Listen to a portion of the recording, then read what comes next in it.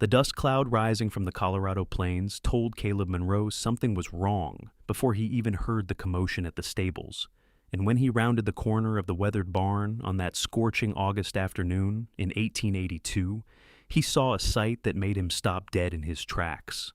A woman stood inside Diablo's stall, her slender fingers running through the black stallion's mane with a tenderness that seemed impossible, murmuring words too soft for Caleb to hear, while the horse that had kicked 3 men in the past month stood perfectly still, eyes half closed in what looked like contentment. "Hell," muttered Jake Rafferty, the ranch foreman who had been standing beside Caleb for the better part of a minute. "He never lets anyone near him.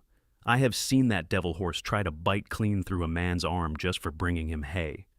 Caleb could not tear his eyes away from the scene unfolding before him. The woman wore a simple traveling dress, the kind that had seen better days, with dust coating the hem and sleeves. Her dark auburn hair had escaped its pins and fell in waves down her back, catching the light that streamed through the barn's gaps. She moved with a confidence that spoke of someone who understood horses, who knew their language in ways most people never would. "Who is she?" Caleb asked, his voice rougher than he intended. "Showed up about an hour ago," Jake replied, hooking his thumbs through his belt loops. "Said her name is Eleanor Hartley. Her stagecoach broke down about 5 miles east, and she walked here looking for help. I told her she could rest up in the house while we sent someone to fetch her luggage, but she said she wanted to see the horses first. I figured there was no harm in it, so I showed her to the stables. Then she just walked right up to Diablo like he was a kitten instead of the meanest piece of horseflesh this side of Denver." Caleb watched as Eleanor picked up a brush from where it hung on the stall door and began working it through Diablo's coat with long, smooth strokes. The horse actually leaned into her touch, a sound that might have been pleasure rumbling from his chest. In all the 6 months since Caleb had acquired the stallion from a desperate rancher in Wyoming, he had never seen the animal so calm. "Someone should tell her to be careful," Caleb said, though he made no move to intervene himself. "Already tried," Jake said with a shake of his head. "She smiled at me real pretty and said she would be fine. What was I supposed to do, drag her out of there? Besides, seems like she knows what she's doing better than any of us." That was when Eleanor looked up and caught Caleb staring. Her eyes were green, the color of new spring grass, and they held his gaze with a directness that made something in his chest tighten. She did not look away or blush like most women might have. Instead, she offered him a small smile and returned her attention to Diablo, continuing her methodical brushing, as if she had not just turned Caleb's world slightly sideways. "I should introduce myself," Caleb heard himself say. Jake let out a low chuckle. "Should have known that would be your next move, boss. Just remember, she is a lady passing through. Probably got a husband or family waiting for her somewhere." But Caleb was already walking toward the stall, his boots kicking up small clouds of dust with each step. He moved slowly, not wanting to startle either Diablo or the woman who had somehow worked magic on his impossible horse. When he reached the stall door, he cleared his throat softly. Eleanor turned to face him fully, and up close, Caleb could see the exhaustion etched in the fine lines around her eyes, the sunburn across her nose and cheeks, the way her shoulders sagged just slightly, as if she had been carrying a heavy burden for far too long. But there was strength there, too, in the set of her jaw and the steady way she held herself. "I am Caleb Monroe," he said, extending his hand over the stall door.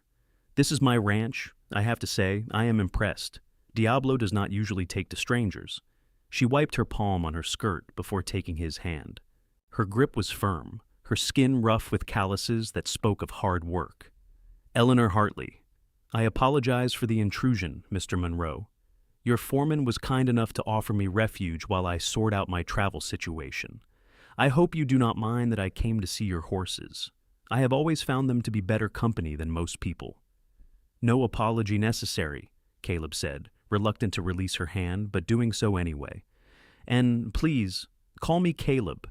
Mr. Monroe makes me feel like my father, and that is not a comparison I am fond of." A flicker of understanding passed through Eleanor's eyes, as if she knew something about difficult fathers herself. "Then you must call me Eleanor, or Ellie, as my brother used to say before he—" She trailed off, her expression closing down like shutters over a window, An uncomfortable silence stretched between them, broken only by Diablo's contented snuffling and the distant sounds of ranch hands working in the corrals. Caleb searched for something to say, some way to ease the sudden tension, but words had never been his strength. "He trusts you," Eleanor said finally, nodding toward Diablo. "That says something about the kind of man you are. Horses do not give their loyalty easily, and they certainly do not give it to cruel masters." "I am not sure Diablo trusts me at all," Caleb admitted with a rueful smile. "He tolerates me on good days and tries to trample me on bad ones. Whatever you are doing, it is something I have not figured out yet." Eleanor resumed her brushing, and Caleb found himself mesmerized by the rhythm of her movements, the way her whole body seemed to relax into the task. "My father raised horses in Virginia," she said quietly. "Before the war changed everything, he taught me that they respond to intention more than action. If you approach them expecting trouble, they will give you trouble. But if you approach them with respect and gentleness, even the wildest ones will eventually come around." "Virginia is a long way from Colorado," Caleb observed, leaning against the stall door. "What brings you out west?" The question hung in the air between them, and for a moment, Caleb thought she might not answer. Then Eleanor set down the brush and turned to face him again, her green eyes darker now, with some emotion he could not quite name. "Running, mostly," she said with a bitter little laugh. "From memories, from expectations, from a life that stopped fitting me a long time ago. I heard there were opportunities out here for people willing to work hard, and I have never been afraid of hard work." "What kind of opportunities?" Caleb asked, genuinely curious. "Teaching, if I can find a town that needs a school teacher. Cooking, cleaning, whatever honest work I can get. I have some savings, enough to get by for a few months if I'm careful. After that, I suppose I will figure something out." She spoke with a determination that suggested she had been figuring things out on her own for quite some time. Before Caleb could respond, Jake appeared at his elbow, holding a dusty carpet bag and a worn leather satchel. "Found these with the broken-down stage," he said, handing them to Eleanor. "Driver said he could have the wheel fixed by tomorrow morning if you want to continue on to Pueblo. He is real sorry about the delay." Eleanor took her bags with a grateful nod. "Thank you for retrieving these. I appreciate your kindness." "Where are you planning to stay tonight?" Caleb asked, the question coming out before he could think better of it.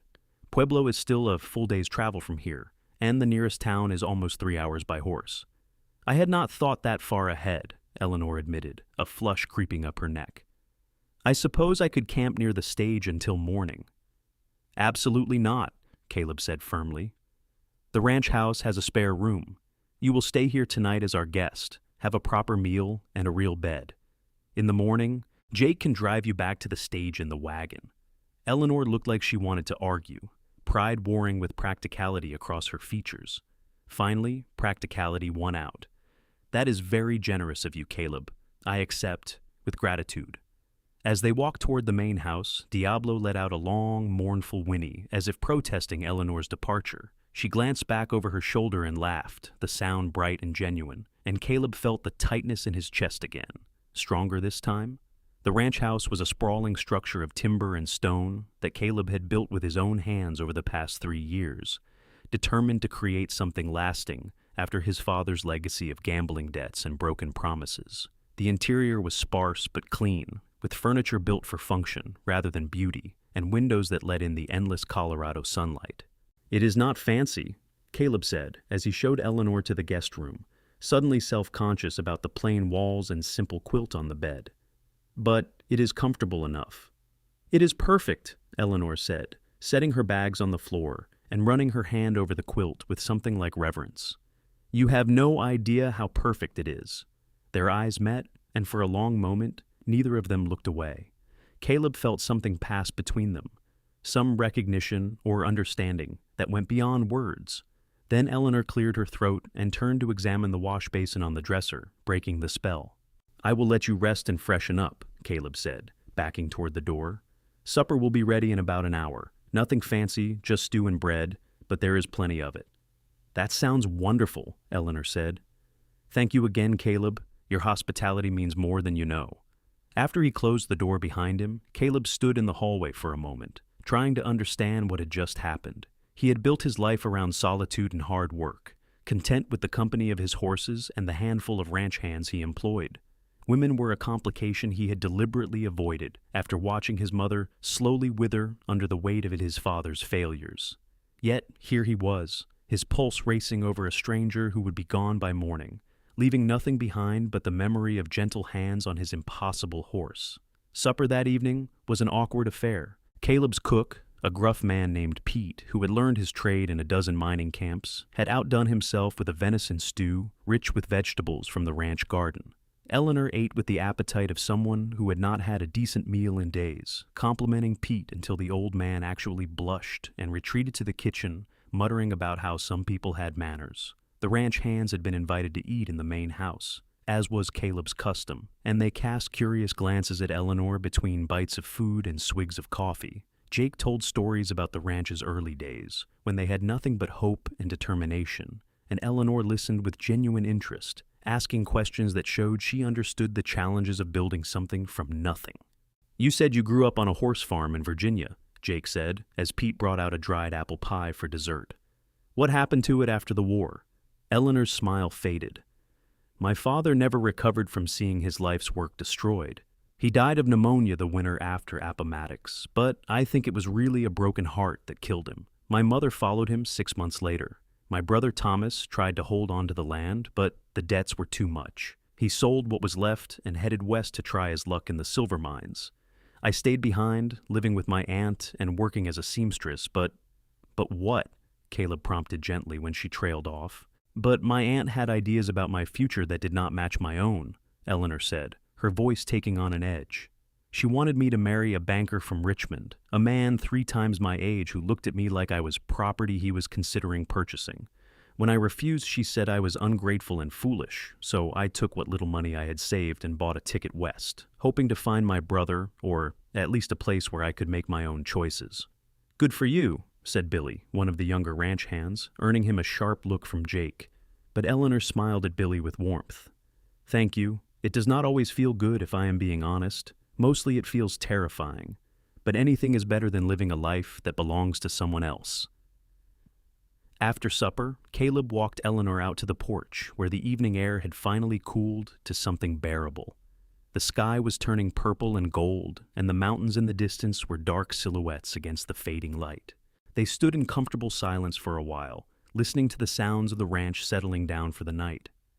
"I meant what I said earlier," Eleanor said finally. "About Diablo trusting you. I have worked with a lot of horses, and I can always tell the ones who have been broken by cruelty versus the ones who are just spirited.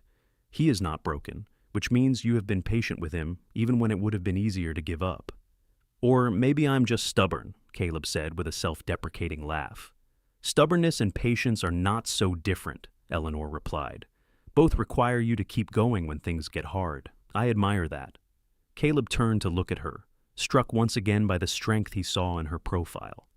"Can I ask you something?" "Of course." "What happened to your brother? When you mentioned him earlier, you seemed sad." Eleanor was quiet for so long that Caleb thought she might not answer. Then she sighed, her breath shaking slightly. "I received a letter from a mining foreman in Leadville about 6 months ago. There was an accident in the tunnels. Thomas did not survive. They buried him there because I could not afford to bring him home. Not that there was a home to bring him to anymore." "I am sorry," Caleb said, and meant it. "I lost my mother when I was 15. The grief never really goes away, does it? It just becomes something you learn to carry." "No, it does not go away," Eleanor agreed. "But I think Thomas would be happy knowing I finally broke free from Aunt Margaret's plans for me. He always said I had too much fire to be wasted on a man who wanted a decoration instead of a partner. Your brother sounds like he was a wise man." "He was. I miss him every day." They stood together in the gathering darkness, 2 people who had known loss and loneliness, and for a moment, Caleb allowed himself to imagine what it might be like if Eleanor stayed, if she became part of the ranch instead of just a traveler passing through. But that was foolish thinking, the kind of daydream that led nowhere good. "I should let you get some rest," Caleb said, though he made no move to leave the porch. "Tomorrow will be a long day for you." Eleanor turned to face him, and in the dim light from the house, her eyes seemed to glow. "Thank you for tonight, Caleb, for the food and the room and the company. You have reminded me that there are still good people in the world, and I needed that reminder more than you know." "You are welcome here any time," Caleb said, and was surprised to realize he meant it completely. If your plans do not work out in Pueblo, or if you just need a place to rest for a while, my door is always open. He thought she might dismiss the offer as mere politeness, but instead, Eleanor reached out and squeezed his hand briefly. I will remember that. Then she was gone, disappearing into the house and leaving Caleb alone on the porch with his thoughts and the night sounds of the ranch. He stayed there for a long time, watching the stars emerge one by one across the vast Colorado sky, trying to ignore the hollow feeling in his chest that had appeared the moment she walked away. The next morning arrived too quickly. Caleb woke before dawn, as was his habit, and found Eleanor already in the kitchen helping Pete prepare breakfast. She had braided her hair and pinned it up neatly, and she wore the same traveling dress as yesterday.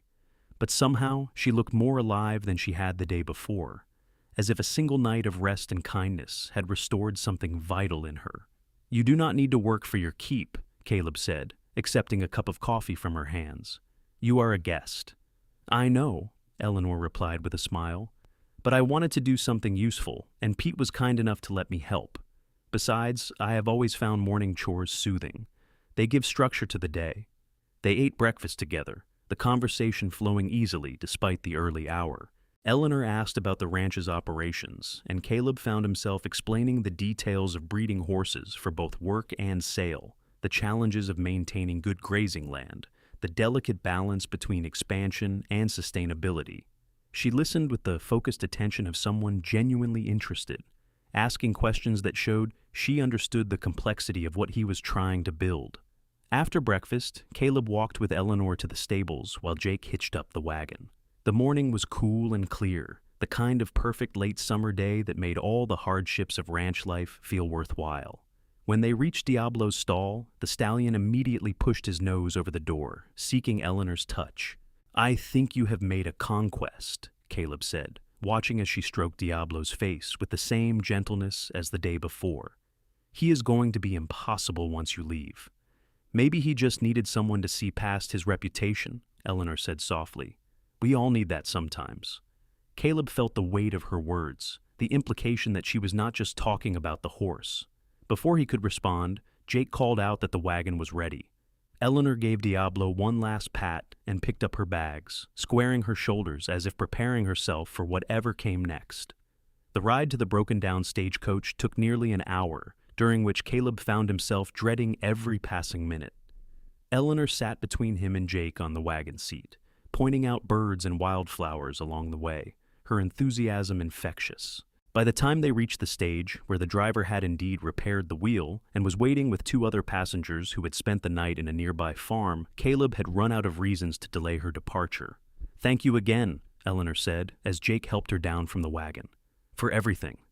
Safe travels, Caleb managed, his throat tight. I hope you find what you are looking for in Pueblo. Eleanor looked at him for a long moment, and he thought he saw regret flash across her face. Then she nodded, handed her bags to the stage driver, and climbed inside. The door closed, the driver cracked his whip, and the stage pulled away in a cloud of dust and creaking wheels. Caleb watched until the stage disappeared over a rise in the road, feeling Jake's eyes on him the whole time. When he finally turned away, the foreman was shaking his head with a knowing expression. You have got it bad, boss, Jake said. I do not know what you are talking about, Caleb replied, climbing back onto the wagon with more force than necessary. Sure you do not. That is why you have been moping around like a lost calf since she agreed to leave. That is why you barely touched your breakfast even though Pete made those biscuits you like. That is why you are staring down that road like you are hoping the stage will turn around and bring her back. Caleb wanted to deny it, but what was the point? Jake had worked for him long enough to read him like a book. It does not matter, he said instead. She is gone. End of story. Does not have to be, Jake said, snapping the reins to get the horses moving. You could have asked her to stay, offered her a job. God knows we could use someone around here who knows horses the way she does, and someone who can actually cook instead of just burning meat over a fire.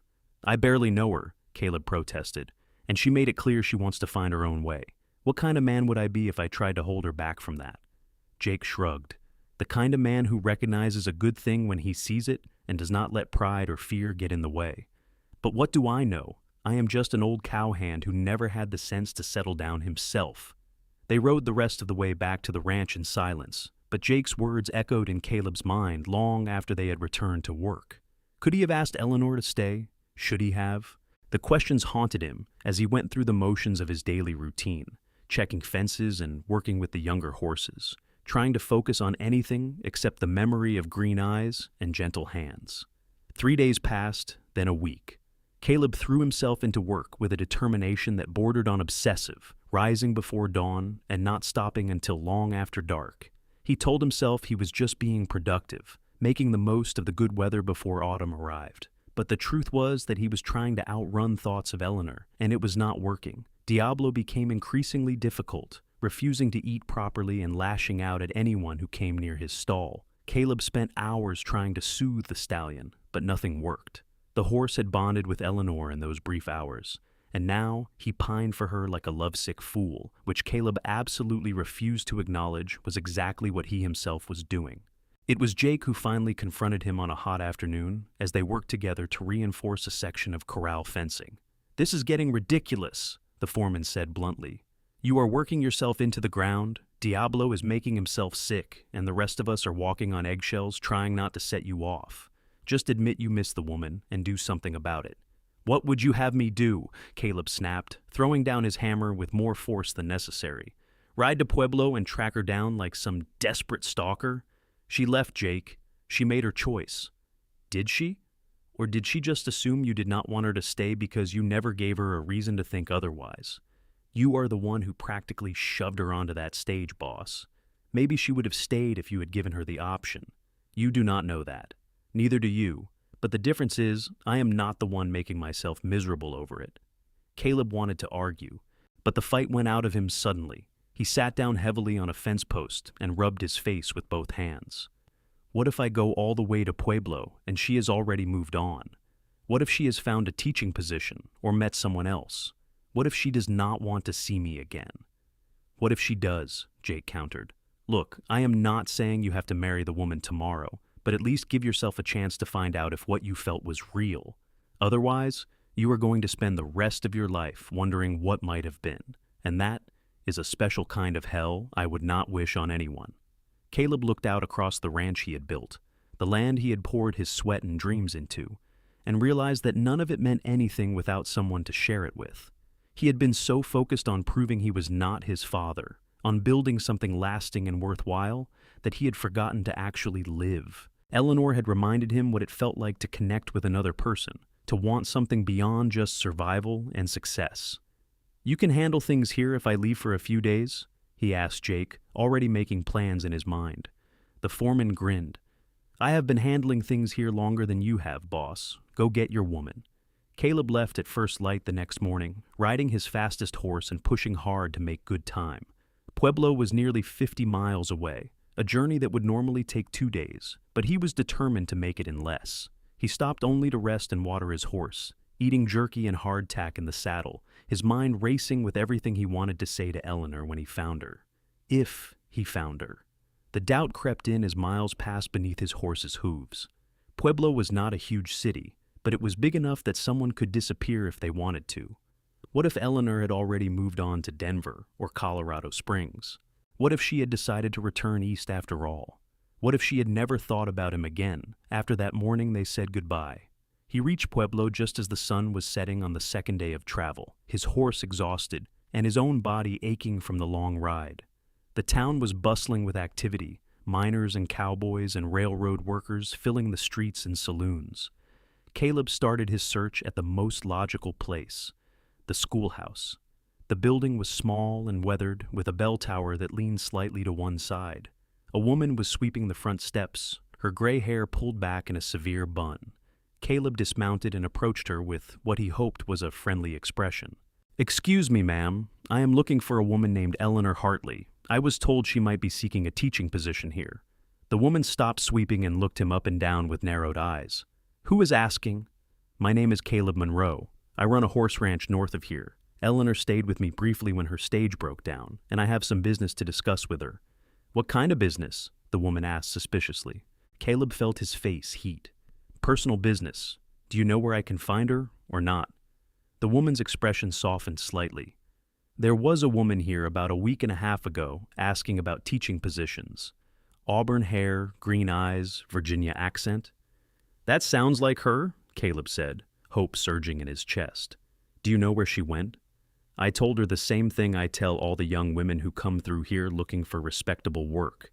The teaching position was already filled, and there were not any other options in town. She thanked me and left. I do not know where she went after that. The hope drained away, leaving Caleb feeling hollow. Thank you for your time. He spent the next 2 hours searching every hotel, boarding house, and restaurant in Pueblo, showing Eleanor's description to anyone who would listen. A few people remembered seeing her, but no one knew where she had gone. Finally, exhausted and discouraged, Caleb found himself in a small saloon on the edge of town, nursing a whiskey and trying to figure out his next move. You look like a man who lost something important, the bartender observed as he wiped down glasses. More like someone, Caleb muttered. Woman trouble? Is there any other kind? The bartender chuckled. Ain't that the truth? What is her name? Maybe I have seen her around. Eleanor Hartley. She would have come through town about 10 days ago, looking for work. The bartender's eyes lit with recognition. Auburn hair, pretty green eyes, polite accent. Caleb sat up straighter. Yes, you have seen her? Sure have. She came in here asking if I needed help in the kitchen. I told her I already had a cook, but I mentioned that the Riverside Hotel might be looking for someone. That was maybe a week ago. Have you checked there? Caleb was already throwing coins on the bar and heading for the door. Where is the Riverside Hotel? 3 blocks east, right on the Arkansas River. Cannot miss it. Caleb ran most of the way, his exhaustion forgotten in the rush of renewed hope. The Riverside Hotel was a modest 2-story building with faded paint and a sagging porch, but to Caleb, it looked like the most beautiful place in the world. He burst through the front door, startling an elderly man dozing behind the desk. I am looking for Eleanor Hartley, Caleb said breathlessly. I was told she might be working here. The man blinked at him sleepily. Ellie? Sure, she works in the kitchen. Good cook, that one. Hard worker, too. But she's not here right now. She finishes up around noon and then goes to help at the church orphanage for the rest of the day. Should be back by 7 or so for the evening meal preparation. Caleb checked his pocket watch. It was just past 6. Can I wait here for her? Suit yourself, the man said, already drifting back to sleep. Dining room is through that door if you want to sit somewhere comfortable. Caleb paced the dining room for what felt like hours, but was really only 40 minutes. He rehearsed what he would say to Eleanor a dozen different ways, discarding each version as inadequate. How did you tell someone that they had become essential to you in the span of a single day? How did you ask them to take a chance on something as uncertain as a future together? Then the back door opened, and Eleanor walked in carrying a basket of vegetables, and every rehearsed word flew out of Caleb's head. She was singing softly to herself, something about a river and a willow tree, and she had not noticed him yet. Caleb just stood there, drinking in the sight of her, the way the evening light caught in her hair, the small smile on her face that suggested she had found some measure of contentment. She looked up and saw him, and the basket fell from her hands, potatoes and carrots rolling across the floor in every direction. For a moment, they just stared at each other across the dining room. Then, Eleanor found her voice. Caleb, what are you doing here? He crossed the room in 3 long strides, stopping just short of touching her. I came to find you. I have been searching all day. But why? Eleanor asked, her eyes wide with confusion and something that might have been hope. Because I am an idiot who let you leave when I should have asked you to stay, Caleb said, the words tumbling out in a rush. Because Diablo has been miserable without you, and so have I. Because in one day you reminded me what it feels like to want something more than just work and solitude. Because I cannot stop thinking about you, and I had to know if maybe you felt even a fraction of what I am feeling. Eleanor's hand came up to cover her mouth, her eyes shining with unshed tears. You rode all the way here to tell me that? I would have ridden twice as far if I had to, Caleb said simply. Eleanor, I know I do not have the right to ask anything of you. We barely know each other, and you have every reason to tell me to leave you alone. But I am asking anyway. Come back to the ranch with me, not as a guest or an employee, but as a partner. Help me build something worth having. Let me show you that there are still good things in this world, things worth taking risks for. Caleb, Eleanor whispered, and he could not tell if it was a protest or a prayer. You do not have to answer right now, he he continued, desperate to make her understand. Think about it. Take all the time you need. I will wait. I am good at waiting, asked Diablo. I just needed you to know that the option exists, that someone wants you to stay for all the right reasons. Eleanor lowered her hand, revealing a smile that was tremulous but genuine. You really rode 50 miles to ask me this? 52, actually, if you count the detours I took looking for you. She laughed, the sound catching on a sob. You barely know me, Caleb. I could be terrible. I could be mean or lazy or any number of awful things. You are not, though. I saw the way you were with Diablo, with Pete, with the ranch hands. I saw your strength and your kindness. That is not something you can fake. I could break your heart, Eleanor said, but there was no conviction in her voice. Then break it, Caleb said recklessly. At least that would mean I have a heart to break, which I was starting to doubt before I met you. Eleanor stepped forward and reached up to touch his face, her calloused fingers gentle against his cheek. I thought about you every day, she admitted. About the ranch, about Diablo, about what it might be like to belong somewhere again. But I was afraid to hope for it, afraid that I was just inventing feelings that were not really there. They are there, Caleb said, covering her hand with his own. At least for me, they are there. For me, too, Eleanor whispered. Then she rose up on her toes and kissed him, soft and sweet and full of promise. Caleb wrapped his arms around her and kissed her back, pouring everything he felt into that moment, all the loneliness and longing and hope he had been carrying. Around them, potatoes and carrots lay scattered across the floor, forgotten. Somewhere outside, the sounds of Pueblo went on as they always did. But in that dining room, the world narrowed to just the two of them, two people who had found each other against all odds.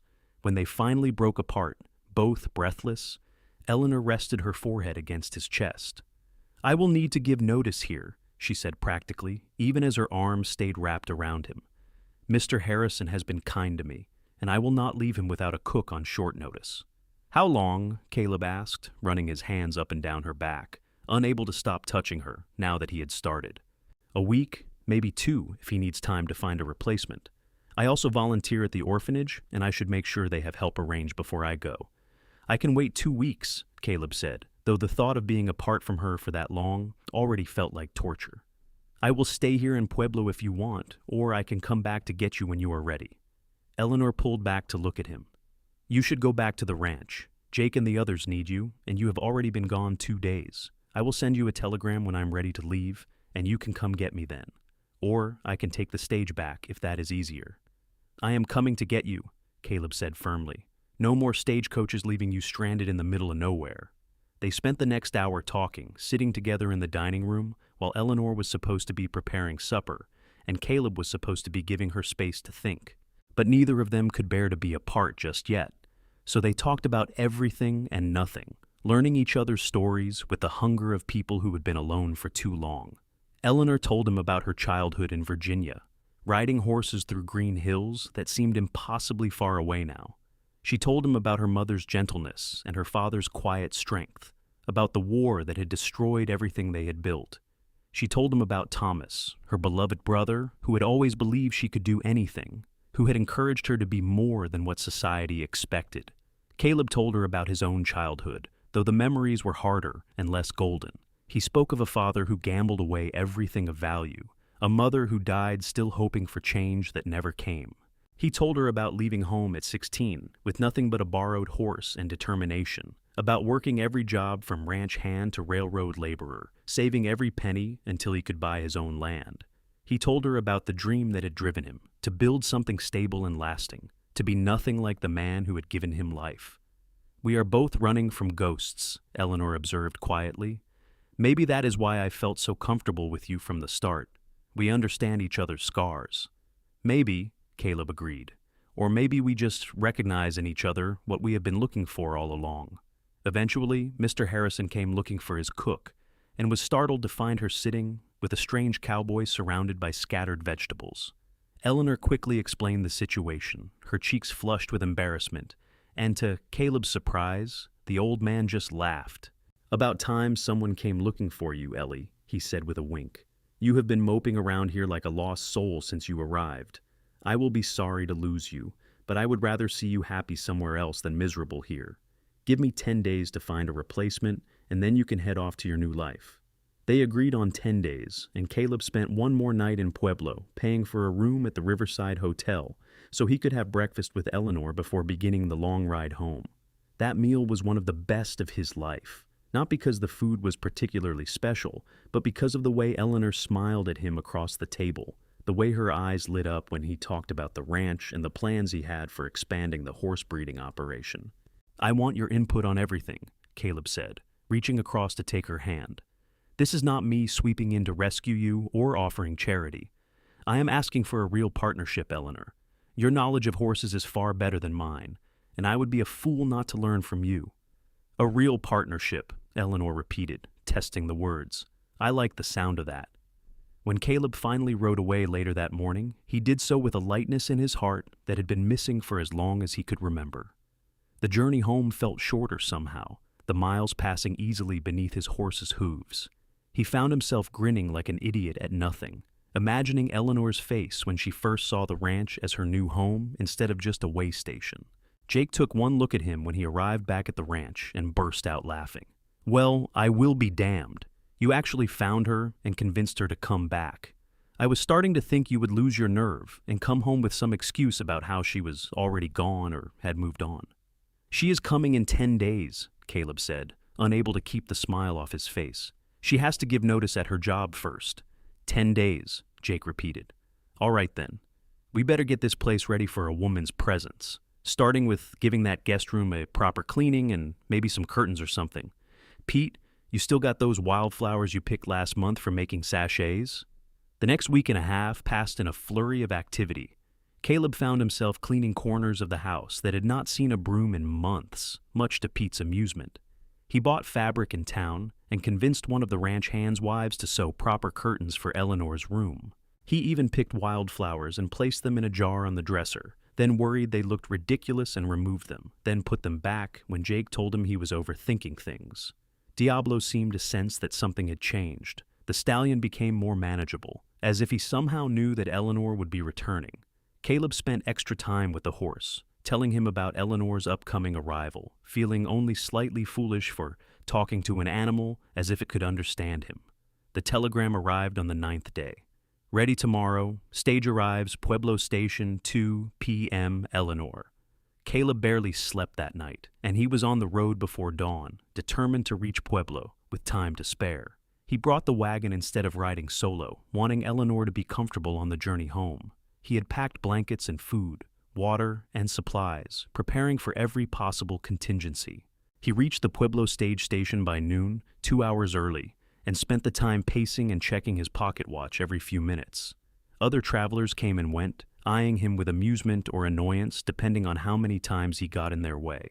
Finally, at precisely 2 o'clock, the stage from Denver rolled in, and Eleanor stepped out, looking travel-worn but radiant. She spotted him immediately, and her whole face lit up with a smile that made Caleb's heart stutter. He crossed to her in long strides, not caring who was watching, and swept her into his arms. "You came," Eleanor said, laughing against his chest. "Did you think I would not?" Caleb asked, pulling back just enough to see her face. "I was 99% sure, but there was that 1% that worried you had come to your senses and realized I was not worth all this trouble." "Then that 1% was an idiot," Caleb said, kissing her soundly, earning whistles and catcalls from some of the other people at the station. They loaded Eleanor's belongings into the wagon, which turned out to be the same worn carpet bag and leather satchel she had arrived with originally, plus one small trunk containing items she had accumulated during her stay in Pueblo. Caleb made a mental note to take her shopping in town soon, to get her proper dresses and whatever else she might need, though he suspected she would protest the expense. The ride back to the ranch took most of the afternoon and into evening. They talked the entire way, Eleanor asking detailed questions about the horses and the land, Caleb learning about her time at the orphanage and the children she had grown fond of. The conversation flowed as easily as it had the first night, two people discovering they had more in common than either had expected.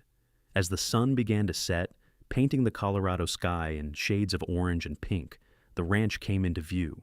Caleb watched Eleanor's face as she took it all in, The sprawling house, the corrals and stables, the mountains rising in the distance, the endless expanse of grass and sky. "It is beautiful," she breathed, "even more beautiful than I remembered." "Welcome home," Caleb said, and meant it with everything in him. The ranch hands had gathered to greet them, having been warned by Jake to be on their best behavior. They welcomed Eleanor warmly, Pete surprising everyone by presenting her with a fresh pie made from the last of the summer berries. Diablo's welcoming, however, was the most dramatic. The stallion heard Eleanor's voice and let out a piercing whinny, kicking at his stall door with enough force to rattle the hinges. "Someone missed you," Caleb said, laughing as Eleanor hurried to the stables with him close behind. The moment Eleanor appeared at the stall door, Diablo thrust his head over, nearly knocking her backward in his enthusiasm. She laughed and threw her arms around his neck, murmuring the same soft words Caleb had heard that first day, and the horse gentled immediately, pressing his face against her shoulder with unmistakable affection. "I missed you too," Eleanor told the horse, "and I promise I am not going anywhere this time." That first month passed in a golden haze of discovery and adjustment. Eleanor threw herself into ranch life with the same determination she had applied to everything else, rising early to help with feeding and training, spending hours with the horses, learning the rhythms and routines that govern their days. She had a gift for healing that extended beyond just gentleness. She seemed to intuitively understand what each animal needed, whether that was firmer handling or extra patience. Caleb found himself falling more deeply in love with her every day. It was not just her beauty or her skills with horses, though both of those things certainly helped. It was the way she laughed at Pete's terrible jokes, the way she remembered the names of all the ranch hands and asked about their families, the way she transformed the ranch house from a functional space into an actual home, with small touches like curtains and tablecloths and wildflowers in jars. They courted properly, or as properly as two people living under the same roof could manage. Caleb was acutely aware of Eleanor's reputation and the gossip that might arise, so he made sure they were never alone together without a door open or someone nearby. It was sweet torture, being so close to her every day, yet maintaining a respectful distance, stealing kisses when no one was looking, and holding hands under the dinner table. 6 weeks after Eleanor arrived, Caleb found her in the stables late one evening, working with a mare who had been abused by her previous owner and was skittish around people. Eleanor had been spending hours with the horse each day, slowly building trust, and tonight was apparently a breakthrough. The mare was allowing Eleanor to brush her without flinching, even leaning into the touch. "You have a gift," Caleb said softly, not wanting to startle either woman or horse. Eleanor glanced at him with a smile. "Not a gift, just patience. She is learning that not all humans will hurt her." "Like you learned?" Caleb asked, moving closer but keeping his movements slow and unthreatening, just as he would with a nervous horse. "Like both of us learned," Eleanor corrected. "You were not exactly eager to let people close either, if I remember correctly. Jake told me you barely spoke to anyone for the first year you lived here. Jake talks too much. Jake cares about you, as do I." Eleanor set down the brush and turned to face Caleb fully. "More than I thought possible, actually. I came here expecting to work and maybe find some peace, but instead I found you." Caleb's heart was pounding so hard he was sure she must be able to hear it. "Eleanor, I need to ask you something." "All right." He took her hands in his, noting how well they fit together, rough calluses against rough calluses, the hands of people who worked for what they had. "I know it has only been a few weeks, but I'm not a young man anymore, and I do not see the point in pretending I do not know what I want. I want you, Eleanor, not just as a partner in the ranch, but as my wife. I want to build a life with you, have children if you want them, grow old together in this place we are creating. I am not good with words, and I do not have much to offer except hard work and a stubbornness that drives most people crazy, but I love you with everything I am, and I will spend the rest of my life proving it if you will let me." Eleanor's eyes filled with tears, but she was smiling through them. That was actually quite good with words for someone who claims not to be. "Eleanor," Caleb said, half pleading, half laughing, "you are killing me here. Will you marry me or not?" "Yes," she said simply. "Yes, of course yes. I love you too, Caleb Monroe, stubbornness and all. I think I started loving you the moment you did not tell me I was crazy for walking into Diablo's stall that first day." He kissed her then, properly and thoroughly, no longer worried about who might see or what they might think. The mare snorted softly as if offering her approval, and somewhere in the distance, Caleb heard Jake let out a whoop of celebration, suggesting that they had an audience after all. But none of that mattered, because Eleanor was in his arms, and she had said yes, and his entire world had just rearranged itself around that single word.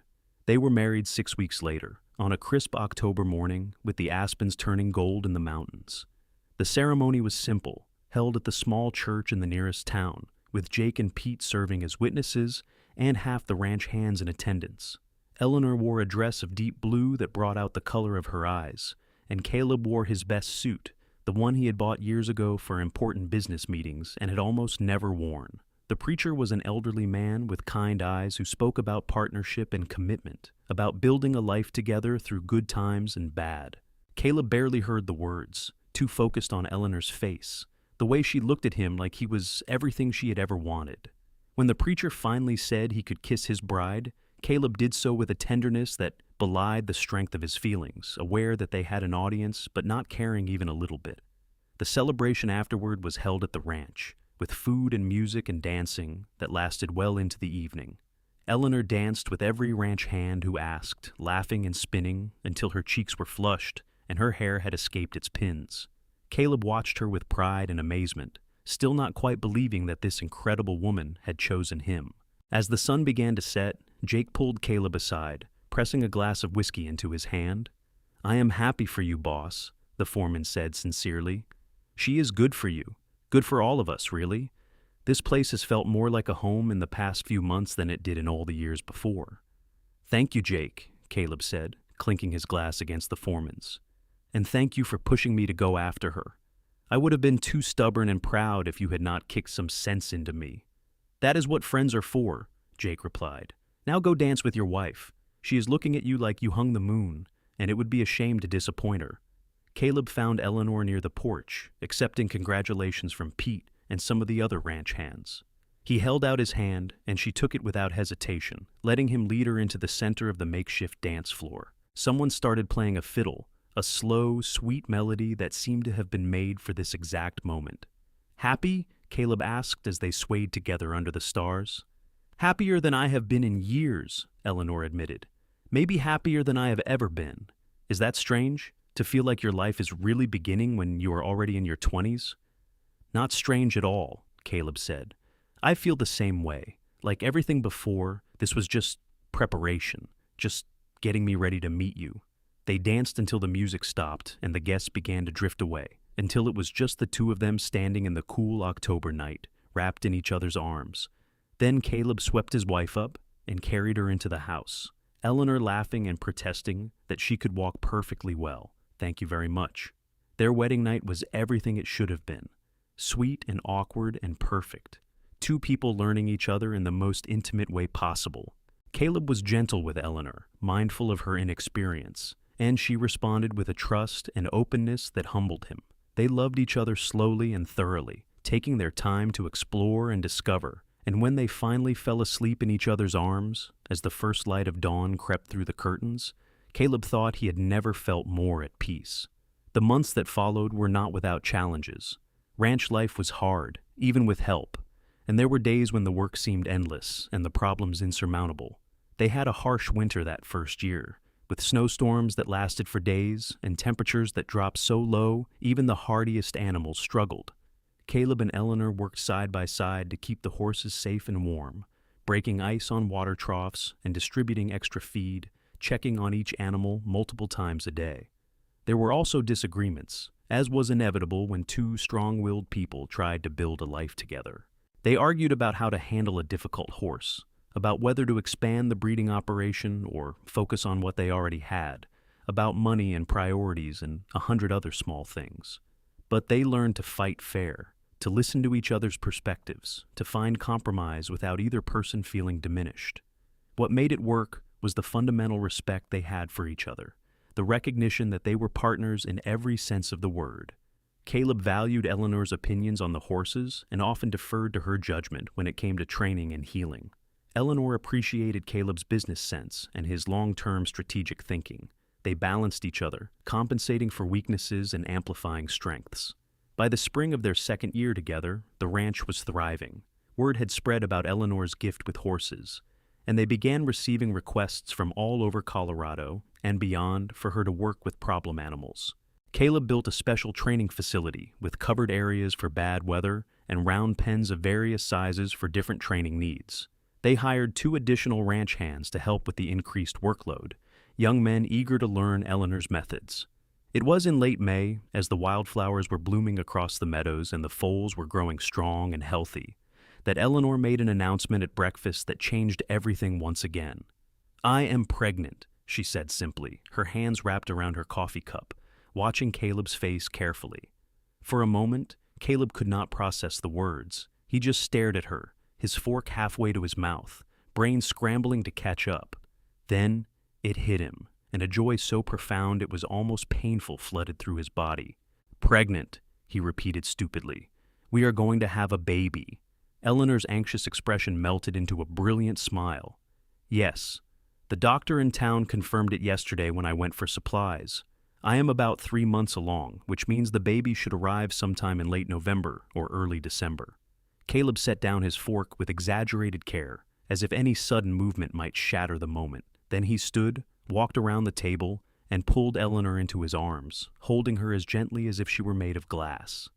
"We are going to have a baby," he said again, because apparently that was all his brain could manage at the moment. Eleanor laughed against his chest. "Yes, we established that. Are you happy about it?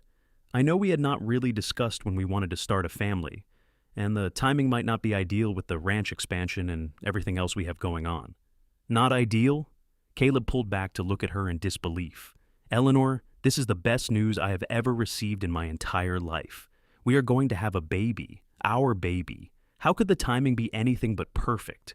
Pete chose that moment to come in from the kitchen, took one look at their faces, and immediately understood. "Well, I will be damned," he said with a grin. "Looks like I better start practicing my lullabies. Congratulations, you two. This ranch is going to make a fine place to raise a youngster." The news spread quickly, and by that evening, every ranch hand knew and was offering congratulations and advice, much of it contradictory and none of it particularly useful. Jake was especially delighted, already planning modifications to the house to make it more suitable for a baby and discussing the merits of various cribs and cradles with an expertise Caleb had not known he possessed. "You have children, Jake?" Caleb asked, surprised. "Had a family once, long time ago," Jake said quietly. "Did not work out, and I have regrets about that. But I learned a thing or two along the way, and I would be happy to help however I can." As Eleanor's pregnancy progressed, Caleb became increasingly protective, wanting to wrap her in cotton wool and keep her from doing anything that might be remotely dangerous. Eleanor found this both endearing and infuriating, insisting that she was perfectly capable of continuing her work with the horses, at least for a while longer. "Women have been having babies and working right up until labor since the beginning of time," she told him firmly when he tried to prevent her from training a young gelding. "I am not made of porcelain, Caleb. The doctor said exercise and activity are good for me and the baby. But what if you fall? What if one of the horses spooks and hurts you? What if the sky falls? What if we get struck by lightning? You cannot live your life in fear of what might happen. I will be careful, I promise, but I will not become helpless just because I am pregnant." It was Jake who eventually mediated, suggesting a compromise where Eleanor continued working with horses, but focused on the gentler ones, and avoided any potentially dangerous situations. She agreed to this with some reluctance, and Caleb forced himself to trust her judgment, though he watched her like a hawk whenever she was in the training facility. Despite his worries, the pregnancy proceeded smoothly. Eleanor bloomed with health, her face glowing and her body changing in ways that fascinated Caleb. He loved watching her rest her hand on her growing belly, loved the nights when they lay in bed together and felt the baby kick and move inside her. They spent hours discussing names and imagining what their child would be like, whether they would have Eleanor's green eyes or Caleb's dark hair, whether they would love horses as much as their parents did. As autumn arrived and Eleanor's due date approached, Caleb brought in a midwife from town to stay at the ranch. Nettie was a capable woman in her 50s who had delivered hundreds of babies and had a no-nonsense attitude that immediately put Eleanor at ease. She examined Eleanor thoroughly and declared that everything looked perfectly normal, the baby was in the right position, and there was no reason to expect complications. First babies can take their time, though, Nettie warned. Do not be surprised if she goes past her due date. And when labor starts, it could last anywhere from a few hours to a full day or more. Birthing is not fast work. Caleb was determined to be present for the birth, despite Nettie's suggestion that fathers often did better waiting elsewhere. I was there for every foal born on this ranch, he told Eleanor stubbornly. I will be there when our child arrives too, if you want me there. I want you there, Eleanor said, squeezing his hand. I cannot imagine doing this without you. Labor began on a cold December night, 3 days past Eleanor's due date. Caleb woke to find her sitting on the edge of the bed, breathing deeply through a contraction. He immediately went into a state of controlled panic, rushing to get Nettie while trying not to let Eleanor see how terrified he was. Finally decided to make an appearance, did it? Nettie said calmly when she arrived to examine Eleanor. Well, you are in early labor, my dear. Could be a while yet. Try to rest between contractions and let your body do its work. But resting proved impossible as the contractions grew stronger and closer together. Caleb stayed by Eleanor's side through all of it, holding her hand when she needed something to squeeze, rubbing her back when the pain in her lower spine became unbearable, murmuring encouragement when she was certain she could not continue. You are the strongest person I know, he told her during a particularly difficult contraction. You can do this. Our baby is almost here. Easy for you to say, Eleanor panted. You are not the one feeling like your body is being torn apart. Hours passed, day turning to evening, and then to night again. Caleb lost track of time, focused entirely on Eleanor, on helping her through each contraction, on being whatever she needed him to be. Nettie checked her progress periodically, offering calm reassurance even as Caleb privately worried that something was wrong, that labor should not take this long. Finally, as dawn was breaking on the second day, Nettie announced that it was time to push. Eleanor was exhausted, her hair plastered to her forehead with sweat, her face pale with effort. But she gathered her remaining strength and bore down with everything she had, Caleb supporting her from behind and whispering words of love and encouragement in her ear. I can see the head, Nettie called out. One more good push, Eleanor. You are almost there. Eleanor let out a sound that was half groan, half scream, and pushed with every ounce of strength left in her body. Then suddenly there was crying, the strong, indignant wail of a newborn, and Nettie was laughing and holding up a squirming, red-faced infant. It is a boy, she announced. A healthy, angry boy by the sound of him. Caleb felt tears streaming down his face as Nettie cleaned the baby and wrapped him in a soft blanket before placing him in Eleanor's arms. Their son, their beautiful son, with a shock of dark hair and eyes that would probably turn out to be some variation of his parents' colors once they settled. He was perfect, absolutely perfect, and Caleb had never felt love like this, so overwhelming it was almost frightening in its intensity. We have a son, Eleanor said wonderingly, her exhaustion forgotten as she gazed down at the baby in her arms. Caleb, we have a son. What should we name him? Caleb asked, running a gentle finger over the baby's soft cheek. Eleanor was quiet for a moment, her eyes glistening with tears. Thomas, she said finally, after my brother, if that is all right with you. Thomas Monroe, Caleb said, testing the name. It is perfect. He is perfect. You are perfect. I cannot believe how lucky I am. The ranch hands crowded outside the bedroom door, waiting for permission to meet the newest member of their family. When Nettie finally allowed visitors, Jake was the first through the door, his gruff expression softening immediately at the sight of the baby. Well, would you look at that? He said quietly. Hello there, young Thomas. Welcome to the world, little man. Pete brought food, because that was his solution to everything, and Billy had carved a small wooden horse that he shyly presented as a gift for the baby. Each ranch hand took a turn, congratulating the new parents and admiring Thomas, who had settled into nursing and seemed remarkably calm for someone who had just been through the ordeal of birth. Those first weeks with a newborn were challenging in ways Caleb had not anticipated. Thomas was a good baby by most standards, but he still woke every few hours to eat, and Eleanor was recovering from a long, difficult labor. Caleb did everything he could to help, changing diapers and walking the floor with Thomas when he fussed, bringing Eleanor meals in bed, and taking over all the household tasks she usually managed. You do not have to do all this, Eleanor protested one afternoon as Caleb bustled around, folding laundry, while Thomas slept in a cradle beside the bed. I am not an invalid. I know you are not, Caleb said. "But you just grew and delivered a whole human being. Let me take care of you for a little while." As Thomas grew from a tiny newborn into an alert infant, Caleb discovered a capacity for love he had not known existed. Every smile, every small sound, every developmental milestone filled him with wonder and pride. He took Thomas out to the stables as soon as Eleanor decided he was old enough, introducing his son to the horses with the same care Eleanor had shown with Diablo all those years ago. "This is Diablo," Caleb told Thomas, holding the 3-month-old securely while the black stallion sniffed cautiously at the baby. "He brought your mama and me together, so you should probably thank him when you are old enough to talk." Diablo seemed to understand the importance of the moment. He was remarkably gentle with Thomas, allowing the baby to grasp his nose with tiny fingers and not even flinching when Thomas made loud, sudden noises. Eleanor watched from the stall door, her heart full at the sight of her husband and son with her favorite horse. The years that followed were full and rich. The ranch continued to thrive, growing from a modest operation into one of the most respected horse breeding facilities in Colorado. Eleanor's reputation as a horse healer spread even further, and they began hosting workshops where she taught her methods to others. Caleb expanded their land holdings, always careful to maintain the balance between growth and sustainability that they had agreed upon. Thomas grew into a bright, energetic boy who loved horses as much as his parents did. By the time he was 4, he was helping feed the gentler horses and learning to ride on a patient mare named Daisy.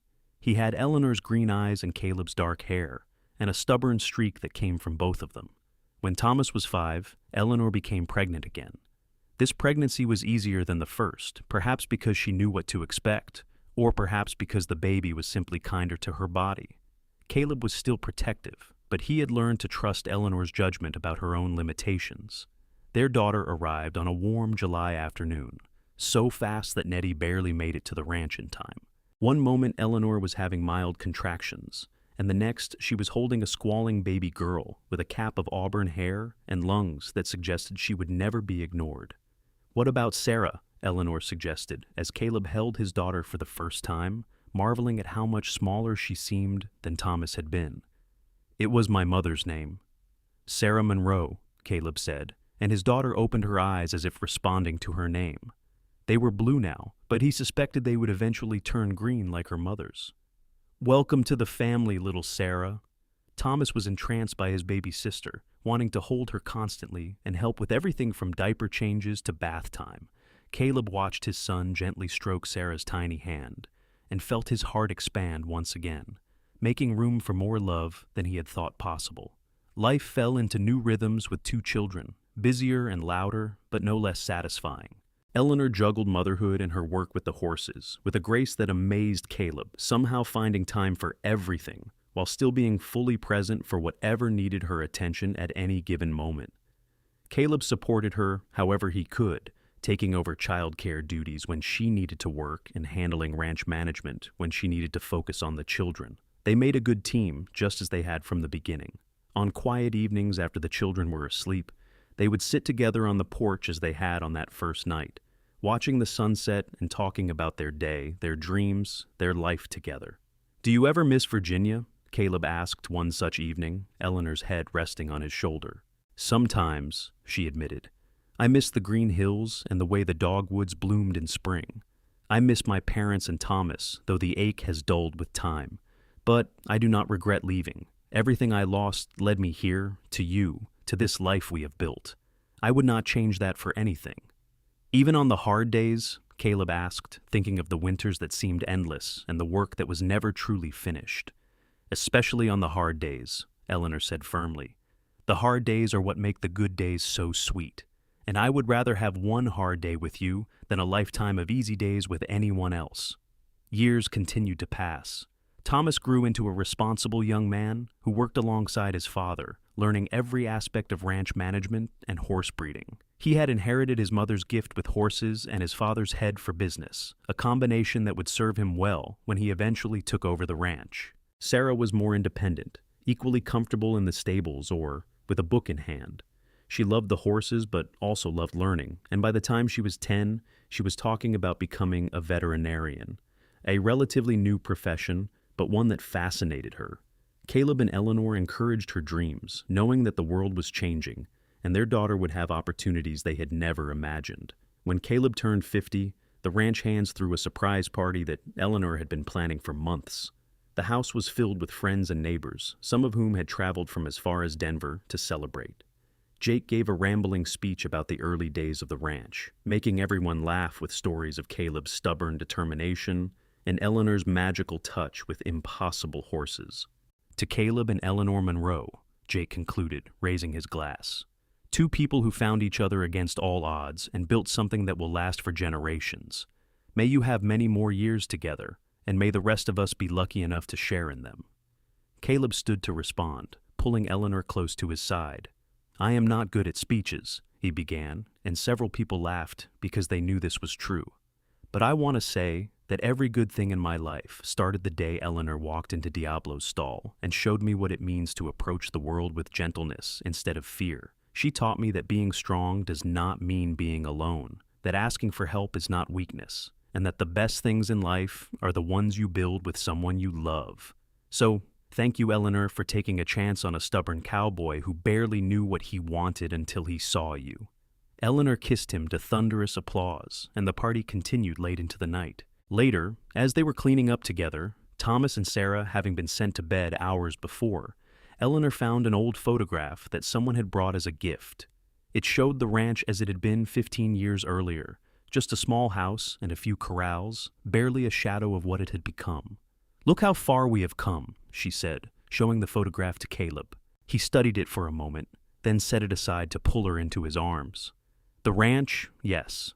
But I was thinking about us. When you first arrived, I never imagined that one woman brushing my horse would change my entire life. I never imagined I would be capable of feeling this much, of being this happy. Neither did I, Eleanor admitted. I thought I was just passing through, looking for some temporary work before moving on to the next place. Instead, I found home. As they stood together in the quiet house, surrounded by evidence of the life they had built and the love they had shared, Caleb thought back to that scorching August afternoon, when he had first seen Eleanor in Diablo's stall. He thought about how close he had come to letting her leave, to convincing himself that wanting more than solitude and work was foolish. But he had been brave enough to follow her to Pueblo, to risk rejection and heartbreak for the chance at something real. And she had been brave enough to say yes, to take a chance on a life she had not planned, but that fit her better than anything she could have imagined. Their story was not one of grand gestures or dramatic declarations, though those had played their parts. It was a story of two damaged people who found in each other not just love, but healing. It was a story of partnership and respect, of learning to trust when trust had been broken before, of building something lasting through hard work and commitment. Years continued to unfold, bringing new challenges and new joys. Thomas married a kind woman from town and had children of his own, giving Caleb and Eleanor grandchildren who ran through the ranch house with the same energy their father had shown. Sarah went east to study veterinary medicine, becoming one of the first women in Colorado to achieve that degree, then returned to the ranch to establish a practice that served the entire region. Through it all, Caleb and Eleanor remained the center, the foundation upon which everything else was built. They aged together gracefully, Eleanor's auburn hair turning silver, and Caleb's face becoming weathered from years in the sun. But the love between them never diminished. If anything, it grew stronger, deepened by shared experience and tested by time. On their 30th wedding anniversary, they returned to the stable where they had first met, now a much larger and more modern facility, but still containing Diablo's old stall. The stallion had passed away years earlier at the remarkable age of 32, and in his place stood one of his great-grandsons, a black horse with the same spirit but a gentler temperament. "Do you remember that first day?" Eleanor asked, running her hand over the stall door. "Every detail," Caleb said.